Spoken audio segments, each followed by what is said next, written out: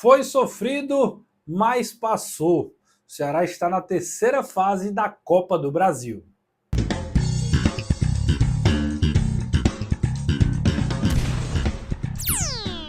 Meus amigos, foi no sufoco mais até do que o mais pessimista alvinegro poderia imaginar.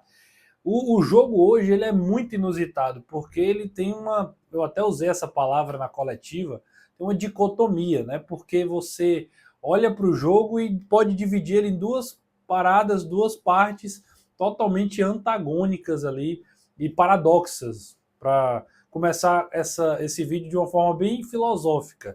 Vamos lá conversar sobre esses 3 pontos? Caderninho na mão para a gente conversar em 3 partes dessa partida que deixou o Ceará um pouco mais milionário, aí 2 milhões e 400 mil, cerca, esse é o valor da premiação, e mais principalmente esportivamente está na terceira fase da Copa do Brasil. Sobre isso que a gente vai conversar. Antes de mais nada, deixa o like, tá? Para a gente já começar esse vídeo em alto astral, torcida do Ceará animada aí pela classificação, uma noite realmente daquelas que para ficar guardada aí na memória do torcedor alvinegro, tá? Primeiro ponto que eu quero falar dos 3 é sobre a alta produtividade da equipe do Ceará. Muitas chances criadas em paralelo, em contraponto aí à efetividade. Eu vou falar de um primeiro tempo que parece que o Ceará venceu, onde o Ceará finalizou 16 vezes, 6 vezes a gol, 4 vezes com perigo. Dessas 4, 2 pegaram no travessão, uma até ela raspa em cima, não sei nem se dá para contar, mas uma pega no travessão. Outras 2, o Rafael Mariano, grande personagem do jogo, faz 2 defesaças impedindo o gol do Ceará. Um volume de jogo muito alto. O Ceará trocou quase 300 passes no primeiro tempo, contra 99 do Confiança. Uma ocupação de espaço completa. O mapa de calor do Ceará é do meio para frente do campo, né, do meio de campo para o seu ataque. O mapa de calor do Confiança ele é praticamente dentro da grande área do goleiro do Rafael Mariano. E o primeiro tempo termina 2-0 Confiança. Eu dizia na transmissão, trabalhei hoje, ontem, na verdade, já estou gravando esse vídeo 2 horas da manhã, eu dizia na transmissão o seguinte: não tem como a gente dizer nesse comentário que o Ceará fez um primeiro tempo ruim. Não tem como, assim, eu não sei nem se a galera vai acreditar no que eu estou dizendo. Quem não está acompanhando o jogo vai achar que eu estou ficando doido. Como é que eu vou dizer que um time que está perdendo em casa, para um time teoricamente e na prática também bem inferior ao Ceará, como é que um time vira 2-0 e sai jogando melhor? Que loucura é essa? Então, esse é o paradoxo do primeiro tempo. Um primeiro tempo onde o Confiança vai 3 vezes, 2 com o Ronald Camarão, uma que o Ceará dá uma bobeada no meio de campo, ele acaba recebendo uma bola em profundidade e faz 1-0 na saída do Bruno Ferreira. Um segundo que ele chuta de esquerda, a bola já perdida e o Bruno Ferreira acaba dando escanteio. E o terceiro que é uma falta, a bola parada, que o Luiz Otávio, né, o camisa 10 do Confiança, chuta, a bola desvia no próprio jogador do Confiança, no Fábio, e engana o Bruno, 2-0. Esse é o primeiro tempo. Então, assim, é difícil, talvez, se você não assistiu o jogo, entender claramente o que eu estou dizendo. Então, por isso que eu justifiquei com os números. Porque os números, pelo menos, dão uma noção daquilo que foi o primeiro tempo.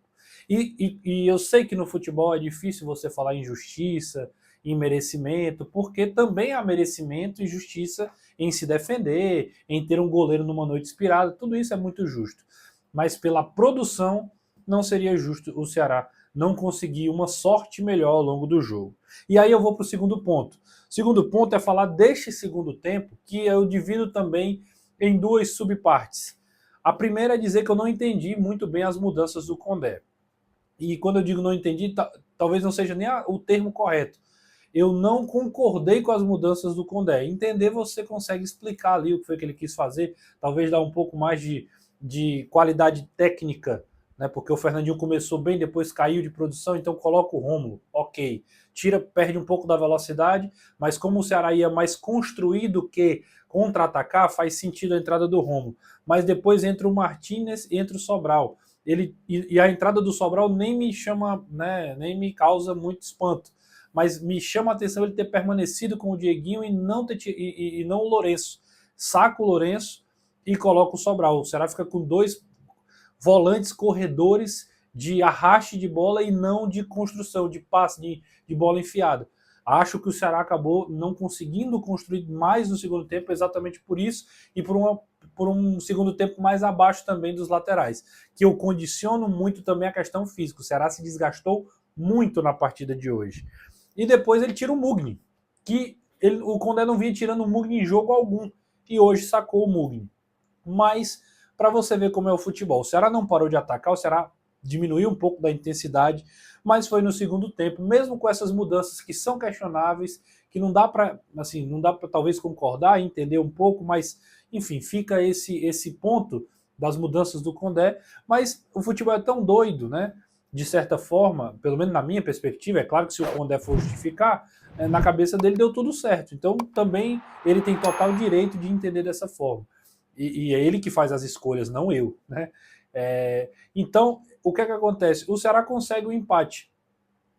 Eu acho que o segundo tempo foi o Ceará usou e abusou dos cruzamentos, até porque tem um centroavante lá para isso, e acho que hoje fez sentido jogar essa bola tentando o Pedro Raul, tanto é que é assim que chega ao gol pelo lado esquerdo, o Matheus Bahia faz o cruzamento e o Pedro Raul ataca a bola, antecipa os zagueiros e faz o 2-1, e depois já ali com o Pedro Raul meio cambaleando, meio sentindo cãibra, o Ceará já com o Galeano vem com uma última mudança, exatamente no lugar do Mugni que eu falava, um lançamento que a bola é disputada, sobra para o Matheus Bahia que bate cruzado e a bola sobra para o próprio Galeano fazer o 2-2. O jogo foi para os pênaltis e aí a gente vai para o terceiro ponto.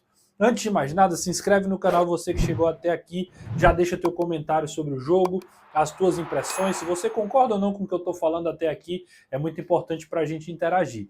E também, vou até me afastar aqui, ó, estou com a camisa da Zirac Jeans, nosso apoiador, nosso parceiro do canal, que tem sempre preços maravilhosos, além dos produtos, é uma camisa melhor do que a outra, sério mesmo, assim, eu não tô zoando, dá para você montar muito look legal, veja o Instagram, Zirac, pô, fiquei curioso agora para saber, será que o Renato tá falando, é mentira ou é verdade? Dá uma olhada no Instagram, e se você ficou interessado, os preços já são muito bons, mas se você disser, vim pelo Manso, você tem desconto. E aí, meu amigo, pode fazer a festa.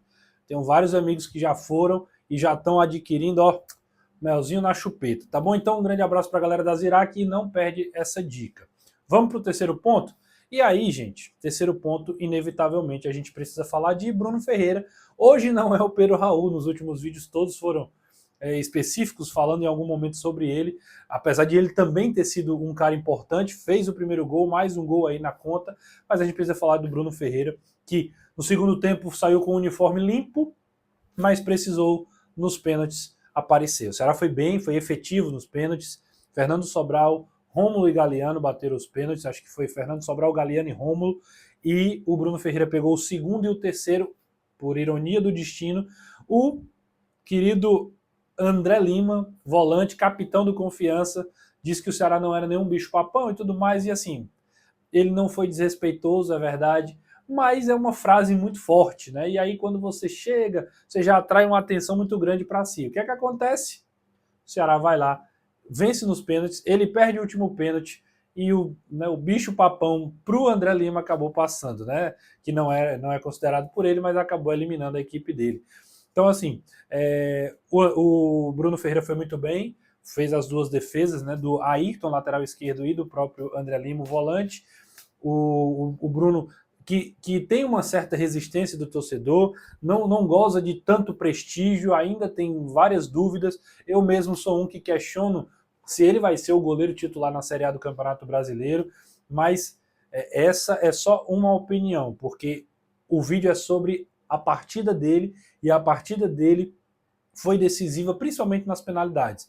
Ele não falha nos gols, acho que ele não tem interferência ali, falha talvez ali dar um rebote ou outro desnecessário, mas na hora do vamos ver, eu acho que ele teve o primeiro grande momento como grande protagonista de um momento favorável ao Ceará. E isso é muito importante, porque vai dando, com o perdão da palavra, vai dando confiança para a sequência na titularidade do goleiro, tá bom? Esses os 3 pontos dessa partida, que tem outras nuances, vem aí o Clássico Rei, enfim, e a gente vai ficar de olho aqui no que vai acontecer, porque o Ceará se desgastou muito e também, paradoxalmente, né, e como eu usei a palavra dicotomia, tanto aqui como na entrevista com o Condé, o Ceará sai também com a moral lá em cima por reverter um placar que parecia improvável de acontecer. O que é que vai acontecer no sábado? Só o tempo dirá, mas a gente estará aqui produzindo conteúdo sobre isso.